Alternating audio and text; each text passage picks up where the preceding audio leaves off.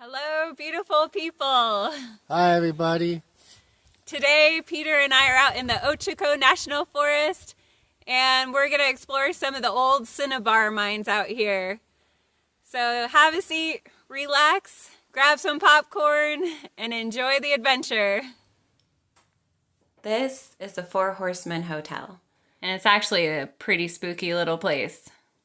So one of my neighbors, he knew the guy that lived here, and it originally was a saloon and house of ill repute for the miners in the area. But the spooky part is that one day some people came up the road. They were looking for some gas, and he didn't know they had a pistol on him. He didn't have any extra gas to give them, so they got mad and shot him. And it's been vacant ever since.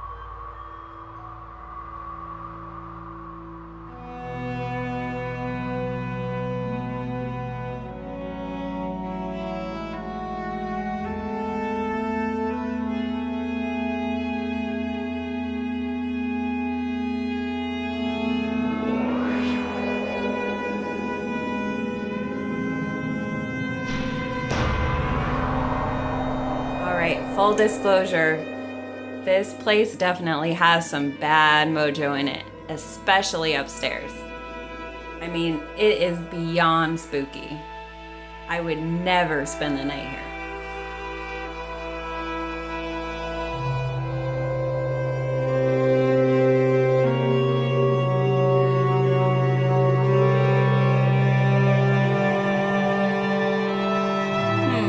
We don't have any ground on that wire there. Now that is truly scary.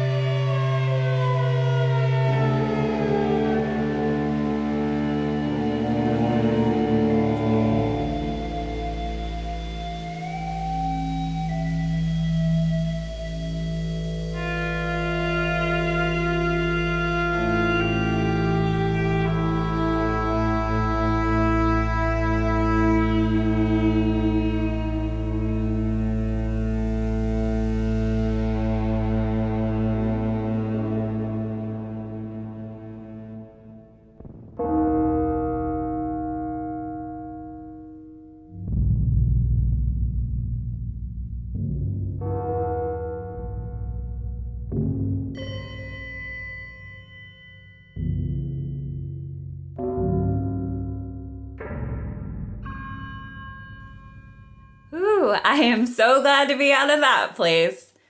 My ghost alarms were going off like crazy in there.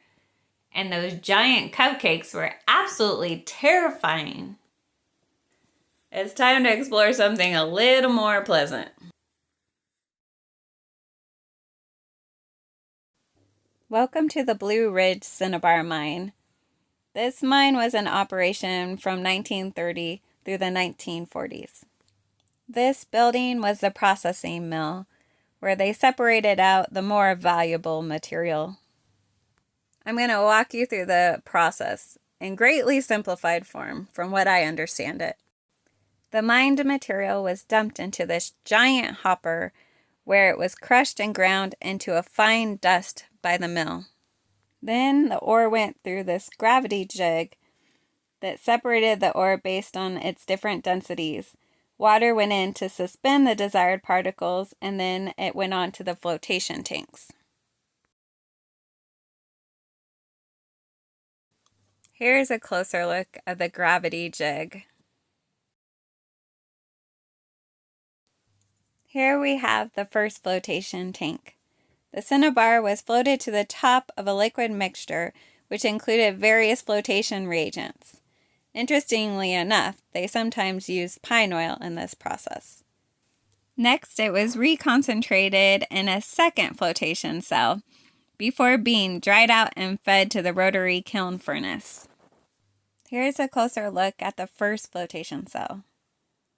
The machinery they had for this process was pretty amazing. A government report in 1941 stated that the Blue Ridge mine produced 300 flasks of mercury. Each flask is about half a gallon and weighs 76 pounds. It's not exactly clear how much of that ore was actually processed in this plant. There were other buildings that have since been removed where they were also doing processing. And according to that same government report, some of the material from the Blue Ridge mine was actually being processed at the Mother Lode mine at that time. I'm not sure where this piece fits into the puzzle, but it's pretty interesting to look at. The refining process took a ridiculous amount of water, and I definitely wouldn't want to drink out of the stream unless you had a pretty amazing filter. This was the concrete condenser, and behind that was the rotary kiln furnace. In between, there used to be the rotary kiln itself, made out of ceramic. You can still see some of the busted out ceramic pieces lying around on the ground. So the concentrate was taken from the processing mill, and then it was put into the kiln where it was roasted at about 1,000 degrees Fahrenheit, which vaporized the mercury. After that, the liquid mercury was condensed out in the condenser unit in the same way the still process works.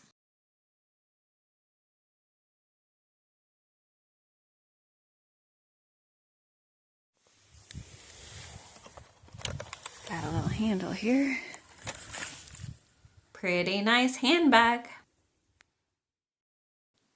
Honestly, I have no idea what they were doing in this building here. But maybe they were using it as a garage. Stargazing. Has a nice little sunroof here. Who knows?